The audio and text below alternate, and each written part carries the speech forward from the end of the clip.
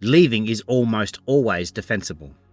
There is always a reason, a story that makes sense, an explanation that sounds reasonable.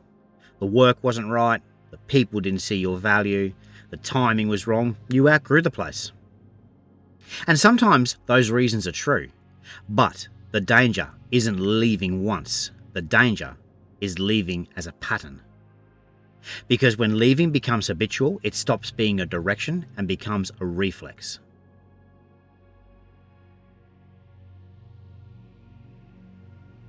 There are certain qualities that do not appear quickly. They do not emerge in the first year. They don't show up when everything is exciting. They arrive later, when enthusiasm fades and friction increases. Judgment, depth, self-trust. The kind of confidence that doesn't need announcing. These things are not taught, they are grown. And growth requires remaining present long enough to experience consequence. In older traditions, wisdom was not associated with cleverness, but with having seen the same problem many times from different angles. That only happens if you stay.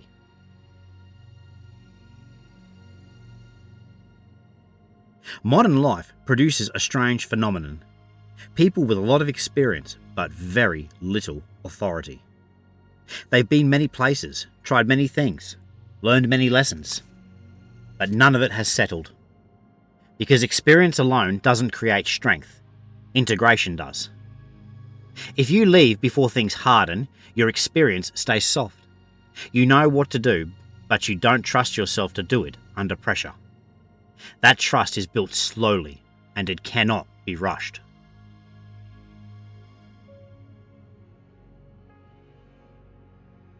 All serious mastery follows the same shape. Early progress, then stagnation, then refinement. Most people leave at stagnation, not because they lack ability, but because stagnation feels like failure. But stagnation is where refinement begins. This is as true in craft as it is in business. Those who build enduring things, whether companies, skills, or lives, stay long enough to see second-order effects. They learn not just what works, but why it works and when it doesn't. That knowledge doesn't come from movement. It comes from remaining.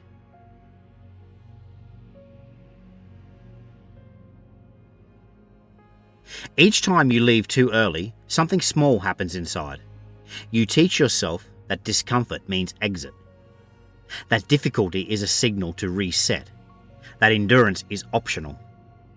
Over time, this erodes self-trust. Not dramatically, quietly. You begin to doubt your ability to carry weight, to stay steady when novelty disappears, to finish what you start, and that doubt follows you everywhere. Not as fear, but as restlessness.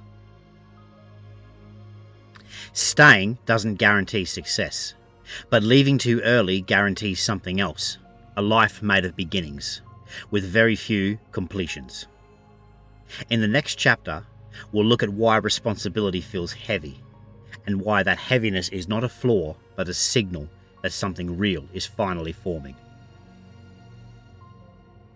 If this video resonated with you, you can support the work by liking it, sharing it, or subscribing to the channel. Thank you for watching. Thank you for listening. Take care out there in the daring unknown.